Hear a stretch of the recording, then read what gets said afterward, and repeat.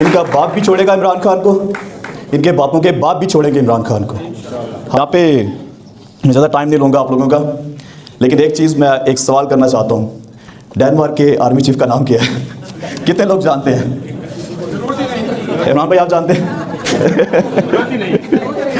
आप बताएं, मेरे घर पे 15 फौजी आए, एजेंसियों के लोग, गुजरांवाला कैंट से, रात की तारीकी में दरवाज़ा खटखटाते हैं, लंबी लंबी बंदूकें पकड़ी हुई हैं। मेरे घर पे फौजी क्या लेने आया था? फौजी का काम बॉर्डर पे होता है, मेरे घर पे फौजी क्या लेने आया है? मुझे आज तक इस सवाल का जवाब नहीं दिया जा रहा। पंजाब पुलिस आ जाती, मैं मान लेता कि सियासी ठग गए, इन लोगों ने पंजाब पुलिस को पहले ही अपने घर की लोंडी बना के रखा हुआ है, लोग इसका इस्तेमाल करते हैं। लेकिन मुझे बताएं, आप डेनमार्क में हैं, आपका तल्लक किसी पॉलिटिकल पार्टी से है, आप ह्यूमन राइट एक्टिविस्ट हैं, आपके घर में डेनमार्क में आज तक कोई डेनिश फौजी घुसा है? बताएं मुझे, अगर गुस्सा है तो मुझे हाथ खड़ा करे, कोई बताए बंदा। आज हमारे कॉन्स्टिट्यूशन को कौन चेंज कर रहा है? एक जर्नैल अपनी एक्सटेंशन के लिए। एक जर्नैल। कॉन्स्टिट्यूशन किसने बनाया है? आवाम बनाती है अपने इलेक्टेड नुमाइंदों के लिए। किस लिए? अपने पूरे के पूरे मुल्क को तमाम। ये इंडिया में कॉन्स्टिट्यूशन है ना, इंडिया में आप किसी, वो जो हिंदुत्व की आइडियोलॉजी चलती है, जब वो किसी मुसलमान को कुछ कहते हैं तो पता क्या जवाब देते हैं? Who are you? वो कहते हैं कि हमारा कॉन्स्टिट्यूशन हमें प्रोटेक्ट कर रहा है। इंडिया का जो कॉन्स्टिट्यूशन है वो, उसके मुताबिक हम यहाँ के शहरी हैं, जितने तुम शहरी उतने हम शहरी हैं। तो तुम कौन होते हो हमें मुल्क से निकालने वाले? आज हमारे कॉन्स्टिट्यूशन के साथ जो कुछ हो रहा है वो सब आपके सामने है। 26वीं आनी तरमीम आई, अब 27वीं आनी तरमीम आ रही है। कॉन्स्टिट्यूशन बनाना हमारा राइट है, हमसे पूछा नहीं जा रहा। एक जर्नैल चंद सियासी ठग साथ बिठा के और फैसले कर रहे हैं। अगर आज हम खड़े नहीं हुए तो ये कॉन्स्टिट्यूशन जो हमें प्रोटेक्ट करता है बिल्कुल ख़त्म कर दिया जाएगा। किसी मौजे से कम नहीं है। मेरी लाइफ के जो मेंटोर हैं, जिन लोगों से मैं इंस्पायर हुआ हूँ, जिन लोगों से मैंने सीखा, जिन लोगों से मैंने बहादुरी, दलेरी, ईमानदारी सीखी, उनमें एक इमरान भाई हैं। मुझे दुख हुआ था जब इमरान भाई को अब्डक्ट किया गया, इनको कई महीनों के लिए हमसे दूर कर दिया गया। तो इनकी हमेशा फ़िक्र सताती थी, इनकी बहुत याद आती थी। आज मुझे खुशी है ये हमारे साथ हैं, ये सही सलामत हैं। एक दुख है कि अच्छा शरीफ हमारे साथ नहीं है। जब इन्होंने पाकिस्तान छोड़ा, मैंने बड़ी कोशिश की जब ये पाकिस्तान में थे, तो इनसे बड़ी रिक्वेस्ट की, खुदा के लिए छोड़ दे पाकिस्तान। ये कहते थे पाकिस्तान नहीं छोड़ना। इनको बार बार ये रियलाइज़ करवाया कि आपकी आवाज़ बहुत ज़रूरी है। आज जिस तरह से मीडिया कंट्रोल्ड है, अखबारें कंट्रोल्ड हैं, अदालतें कंट्रोल्ड हैं, सारे इदारे कंट्रोल्ड हैं, पार्टियाँ, पॉलिटिकल पार्टियाँ कंट्रोल्ड हैं, उनकी लीडरशिप कंट्रोल है, तो हमारी आवाम को सच कौन बताएगा? अगर आप नहीं छोड़ेंगे ये आपको मार देंगे। जैसे इन लोगों ने इमरान शरीफ को मारा केनिया में, आपको भी मार देंगे। तो खुदा के लिए आप हिज्जत कर रहे हैं, हिज्जत करना सुन्नत है। आप आ जाएं, आपकी आवाज़ बहुत ज़रूरी है। अभी ये लड़ाई बहुत लंबी है। हमने अपने मुल्क का कब्ज़ा छुड़ाना है इन जर्नैलों से, इन सरमायादारों से, चाहे वो सियासतदान हैं, चाहे इदारों में बैठी हुई काली भेड़ें हैं जो 75 साल से हमारे मुल्क को लूट रही हैं। हमारी खाल तक निचोड़ दिया उन लोगों ने, और मैं नहीं चाहता था कि हम इमरान भाई को खोएं। तो इमरान भाई को बहुत शुक्रिया, यहाँ पे मौजूद हैं, इन लोगों ने हमें वक्त दिया।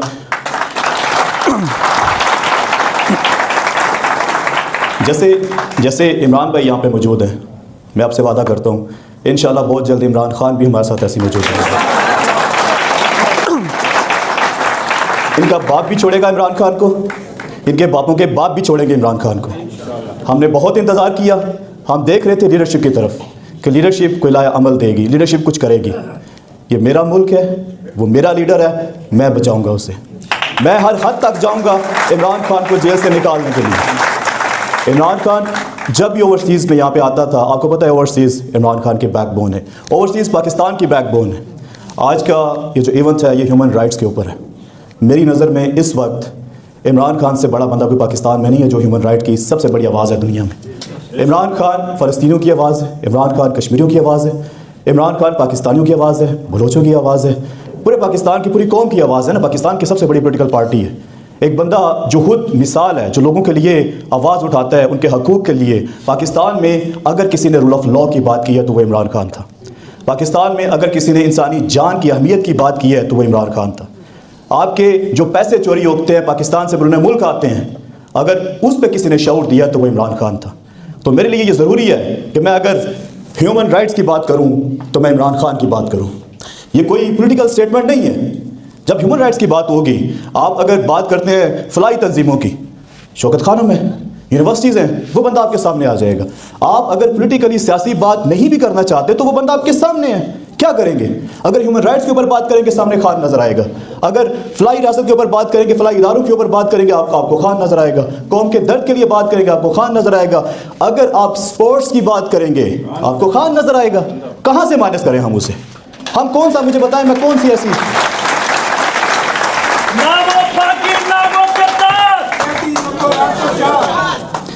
मुझे बताएं ये जो इवेंट यहाँ पे ऑर्गेनाइज करवाया गया ये ह्यूमन राइट्स का इवेंट है।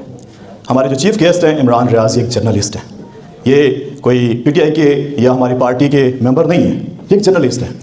इनको इस वजह से भी पसंद किया जाता है, देखें इनके पास भी चॉइस थी। जब पाकिस्तान में अदम एतमाद हो रही थी, सहाफ़ी बिक रहे थे, मीडिया बिक रहा था, अदालतें बिक रही थी, हमारे सियासी ठग बिक रहे थे, जो वजीर रहे हैं, जो वजारतें इंजॉय करते रहे हैं, हमारे पैसों के ऊपर याशिया करते रहे हैं, जब वो सारे पार्टियां बदल रहे थे वो बिक रहे थे, जब मंसूर अली खान उधर जा रहा था, जब इकरारुल हसन जैसे लोग ज्वाइन कर रहे थे फौज को, जब शाहिद अफरीदी जैसे लोग जर्नलों की गोद में बैठ रहे थे, इनके पास भी ऑप्शन था, इनके पास भी ऑप्शन था कि ये भी चले जाते। नहीं गए ना, क्यों नहीं गए? आपके लिए नहीं गए, मेरे लिए नहीं गए। उस वक्त मैंने कहा था कि जो लोग मेरे साथ खड़े हुए हैं, जो मेरी कौम के साथ खड़े हुए हैं, हम उनके साथ खड़े होंगे। आज इमरान खान के साथ खड़े हैं, हमारी कौम के साथ खड़े हैं, इनके साथ खड़े हैं, हमारी कौम के साथ खड़े हैं, हमारी कौम के हकूक़ के लिए बात कर रहे होते हैं। आपका वंस अगेन इमरान भाई शुक्रिया, बहुत शुक्रिया। जितनी इन्होंने मुसीबतें झेली, जितनी तलखियाँ बर्दाश्त की, बयान नहीं की जा सकती। शायद मैं होता तो टूट जाता। इमरान भाई यहाँ पे ये ह्यूमन राइट्स का इवेंट है। अगर पाकिस्तान में ह्यूमन राइट्स की बात की जाए तो पाकिस्तान का पूरा रकबा जितना भी है, कोई शहर मुझे बता दे जहाँ पे ह्यूमन राइट्स की वायलेशन नहीं हो रही। हर जगह के ऊपर ह्यूमन राइट्स की वायलेशन हो रही है।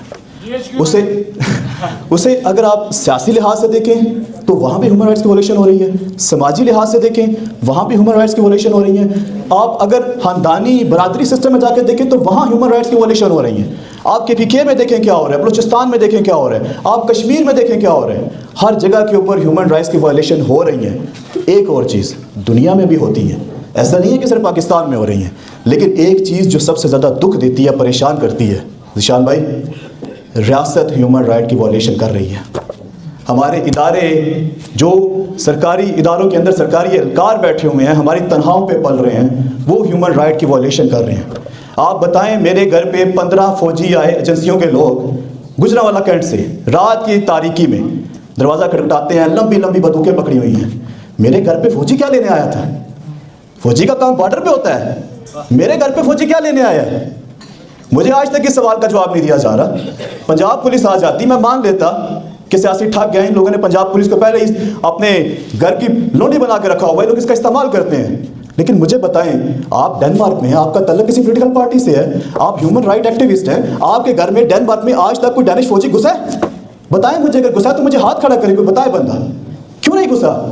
वो आईनो कानून के अंदर रह के अपनी जॉब कर रहे हैं। अगर किसी बंदे को पकड़ना है, सियासी उसके ऊपर कोई केस चल रहा है, कोई मसला है, तो भाई पुलिस मौजूद है, अदालतें मौजूद हैं। फौजी का क्या काम होता है अवाम के घरों में घुसना? मुझे आज तक इस सवाल का जवाब नहीं दिया गया। और उसके बाद कहा जाता है कि उस फौजी को बुरा मत कहो जो मेरे घर में घुसा। माशाअल्लाह, सुभान अल्लाह। तो क्या करूं, हाथ पहनाऊं उस फौजी को? जब एक रियासत बनाई जाती है, इदारे बनाए जाते हैं। इदारे किस लिए बनाए जाते हैं? आपके फलाह बहबूद के लिए बनाए जाते हैं, लोगों की फलाह बहबूद के लिए बनाए जाते हैं, लोगों की आसानी के लिए बनाए जाते हैं। पब्लिक कानून बनाती है, आइन बनाती है अपने इलेक्टेड नुमाइंदों के थ्रू। उसके बाद जाके जो इदारे होते हैं, जो सरकारी एहलकार होते हैं, उन्हें कहते हैं कानून नाफिज करने वाले इदारे। वो कानून नाफिज करते हैं। लेकिन बदकिस्मती ये है कि आज पाकिस्तान के अंदर जितने कानून नाफिज करने वाले इदारे हैं, सारे के सारे वही ह्यूमन राइट्स की वायलेशन में मुलव्वस हैं। अदालतें मुलव्वस हैं, सारे इदारे मुलव्वस हैं, फौज मुलव्वस है, पुलिस तो थी, अब हमारी दुनिया की 7वीं बड़ी फौज वो भी मुलव्वस है। अब बताएं कैसे मैं उनका नारा लगाऊं या कैसे मैं उनके साथ खड़ा हूं? मैं आज भी उन तमाम इदारों में बैठे सरकारी एहलकारों को इस प्लेटफॉर्म से, जो कि ह्यूमन राइट के लिए मुनक्कद किया गया है, पैगाम देना चाहता हूं, खुदा के लिए इदारों की जान छोड़ दें। पाक फौज की बड़ी इज्जत है। मुल्क जो होता है उसके लिए सारे जो इदारे होते हैं बड़े ज़रूरी होते हैं। आज जिस तरह से हमारी फ़ौज का इस्तेमाल किया जा रहा है हमारे लोगों के ख़िलाफ़, सिर्फ किस लिए? सियासी ठग बैठे हुए हैं, एक जर्नैल बैठा हुआ है, वो हमारी पूरी की पूरी फौज, हमारी एजेंसियों, हमारे इदारों का इस्तेमाल कर रहे हैं। किस लिए? हमें दबाने के लिए कि लोगों को काबू किया जाए, वोट चोरी करने के लिए, गोलियां चलाने के लिए, बदमाशी करने के लिए, क्योंकि लोगों को शऊर ना आ जाए, लोग अपने राइट्स ना ले लें। मुझे बताएं, अभी डी चौक में जो गोलियां चली थी वो किसने चलाई थी? फौजी जवान आ गए थे वहां पे रात के अंधेरे में। वो स्नाइपर गन किसकी थी? फौजियों की थी। वीडियो मौजूद है। डी चौक में रेंजर्स, ये मुरीद के में टीएलपी अपना काफिला लेके निकल रही थी, उनके ऊपर गोलियां चलाई गई। किसने चलाई थी? रेंजर्स थी। बड़ी बड़ी बंदूकें लेके आए हैं। क्यों भाई? मैं कभी कभी इमरान भाई सोचता हूँ कि ये दौर किसी पॉलिटिकल पार्टी को सपोर्ट करने का नहीं है, ये दौर इंसानियत को सपोर्ट करने का। जिस रोज़ मॉडल टाउन में गोलियां चली थी, खुदा की कसम सबको खड़े हो जाना चाहिए था कि गोली नहीं चलानी चाहिए। कुछ भी हो जाए, आपके जितने मर्जी सियासी इख्तलाफ है, मैं जितनी तनकीद मैं करता हूँ टीएलपी के ऊपर, जितनी गालियाँ मुझे पड़ती हैं शायद किसी ने की हो सोशल मीडिया के ऊपर। लोग डरते हैं मौलवियों के खिलाफ बात करने से। मैंने कहा बंद करो अपनी ये इंतहा पसंदी, बंद करो अपना ये दोगलापन। 2 साल से जेल में बैठा हुआ उसके खिलाफ तुम बोलते हो, इन जर्नैलों के खिलाफ तुम बोलते नहीं हो। लेकिन इसके बावजूद भी जब उन पर गोलियाँ चलाई गई तो मैंने कहा यह गलत है, ये ह्यूमन राइट्स की वायलेशन है कि आप अपने नहत्ते शहरियों को अपनी बंदूकों के आपके आगे खड़ा करके भूल रहे हो, गोलियां मार रहे हो। शर्म आनी चाहिए थी आपको। इसी तरह जब ये 2014 में मॉडल टाउन में इन लोगों ने गोलियां मारी, फिर 9 मई को किया, उस वक्त इन लोगों ने गोलियां चलाई। उसके बाद फिर 26 नवंबर, ये नवंबर का महीना चल रहा है और अब वो यादें, वो दुख ताज़े हो रहे हैं जब इन लोगों ने, जालिमों ने हमें ट्रैप करके डी चौक में गोलियां मारी थी। हमारे उन नहत्ते लोगों का क्या कसूर था? भगाना था लोगों को, कुछ और कर लेते। शल तो मारने की आदत पहले है, शल मार लेते। गोली क्यों चलाई? किसने हुक्म दिया था गोली चलाने का? आज तक उसके ऊपर जुडिशल कमीशन क्यों नहीं बनाया गया? किस बात से डरते हैं? आज भी हम ये उनसे डिमांड कर रहे हैं कि जुडिशल कमीशन बनाया जाए। यहाँ पे मैं ज़्यादा टाइम नहीं लूँगा आप लोगों का, लेकिन एक चीज़ मैं एक सवाल करना चाहता हूँ। डेनमार्क के आर्मी चीफ का नाम क्या है? कितने लोग जानते हैं? इमरान भाई आप जानते हैं? अच्छा, स्वीडन के आर्मी चीफ का नाम बता दें।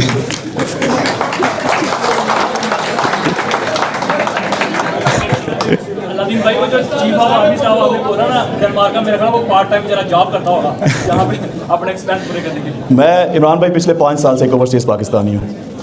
मैं आपको सही बताऊँ, जब मैं पाकिस्तान में था तो मैं कहता था यही सब कुछ होता है, ऐसे ही चलता है। जब मैंने पाकिस्तान छोड़ा, मैं यहाँ पे आया, यहाँ पे मुझे इंसानियत नज़र आई। आपके लिए तो ये कॉमन है ना कि कुत्तों के भी हकूक़ हैं, दरख्तों के भी हकूक़ हैं।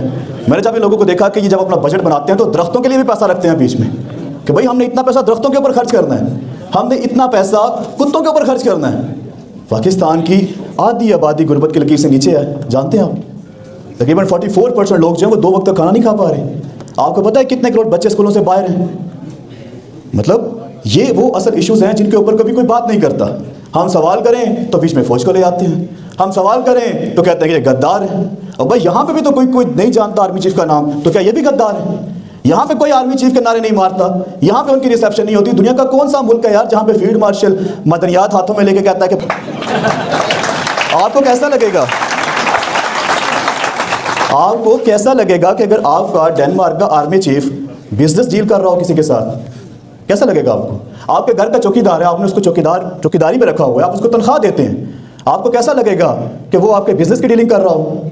मतलब इमरान भाई हैं, उनकी कंपनी है या मेरी कंपनी है, मैं कंपनी ओन कर रहा हूँ, मैंने मैनेजर रखे हुए हैं, डायरेक्टर रखे हुए हैं, स्टाफ है मेरा, और फिर मैंने चौकीदार भी रखे हुए हैं क्योंकि मुझे प्रोटेक्शन भी चाहिए। बिजनेस कर रहा हूँ ना, खतरा भी हो सकता है, लूटमार भी हो सकती है। और वही चौकीदार आकर मेरी सीट पर बैठ जाता है, मुझे किक आउट कर देता है। इतनी सी कॉमन सी बात है यार, कोई रॉकेट साइंस तो है नहीं है, इसके ऊपर भी बहस होती है। कब तक इसके ऊपर बहस करते रहेंगे? अगर ओवरसीज पाकिस्तानी जो हैं, जो यूरोप में रह रहे हैं या दुनिया के बाकी हिस्सों में रह रहे हैं, उनको अगर इस चीज़ की समझ नहीं आ रही तो फिर किसको समझ आएगी? अगर यहाँ पे रह के हमने ये नहीं सीखना, पाकिस्तान छोड़ के यहाँ पे आए थे, क्या सीखा है हमने? वो मरियम नवाज जापान गई है, वो जापान जाके कह रही है कि मैं पता नहीं कोई प्रोजेक्ट लेके आऊँगी। और भाई हम यहाँ पे सालों से यहाँ पे दिक्कत खा रहे हैं, हमसे पूछो कि क्या वहाँ पे चाहिए, हम तुम्हें बताते हैं कि क्या लेके जाने की जरूरत है। और भाई गुर्बत खत्म करने की जरूरत है वहाँ पे, और ह्यूमन राइट्स के ऊपर काम करने की जरूरत है वहाँ पे, सोशल बेनिफिट्स देने की जरूरत है लोगों को। वो जो अडयाला में जिसको इन जालिमों ने कैद किया हुआ है, वो जो हेल्थ इंश्योरेंस दे रहा था, वो जो सोशल बेनिफिट दे रहा था, ऐसे प्रोजेक्ट लेके आ रहा था जो यहाँ पे स्कैंडिनेवियन में नहीं मिलते। 10 लाख तक वो हेल्थ कार्ड आपको दे रहा था कि आप इलाज करवा सकते हैं फ्री में। आप टैक्स देते हैं नहीं देते, आप बच्चे हैं, औरत हैं, मर्द हैं, कोई भी है, फर्क नहीं पड़ता, आप करवा सकते हैं किसी भी प्राइवेट हॉस्पिटल से जाके इलाज। यहाँ पे आप टैक्स देते हैं, यहाँ पे हर कंट्री में आप टैक्स दे रहे होते हैं, कहीं पे 14% है, कहीं पे 24% है, कहीं पे 34% आप टैक्स दे रहे होते हैं इनकम टैक्स। इसके अलावा और कितना टैक्स देते हैं? टैक्स देने के बाद ये स्टेट क्या करती है? आपका टैक्स का पैसा आपके ऊपर लगाती है। पाकिस्तान में क्या होता है? पाकिस्तान में पब्लिक टैक्स देती है, छोटी छोटी चीज़ के ऊपर टैक्स दे रही है। हमारे टैक्स का पैसा बजाय इसके कि हमारे ऊपर लगाया जाए, हमारे लोगों को तहफ़्फ़ुज़ दिया जाए, हमारे लोगों को प्रोटेक्ट किया जाए, वो पैसा मनी लॉन्ड्रिंग हो जाता है, वो लंदन में चला जाता है, वो दुबई में चला जाता है। कभी विकीलीक्स आती हैं, कभी पनामा लीक्स आती हैं, कभी और पेपर्स आ रहे होते हैं, पता चल रहा होता है तो जर्नैल साहब तो निकल गए ना बस रुपया सा डाला के। तो इन चीज़ों के ऊपर हमें आवाज़ उठानी है। हमें पाकिस्तान में जितनी भी फंडामेंटल राइट्स की वॉल्यूशन हो रही है, चाहे वो बलूचिस्तान में है, मारंग बलोच के साथ ज़्यादती हो रही है, कश्मीरियों के साथ ज़्यादती हो रही है, या पंजाब के अंदर जो हमारी पाकिस्तान तरीके इंसाफ से ताल्लुक़ रखने वाली ख़वातीन, हमारे मर्द जो जेलों में हैं, जो सियासी कैदी हैं, हमें उनके लिए हर प्लेटफॉर्म के ऊपर आवाज़ उठानी है।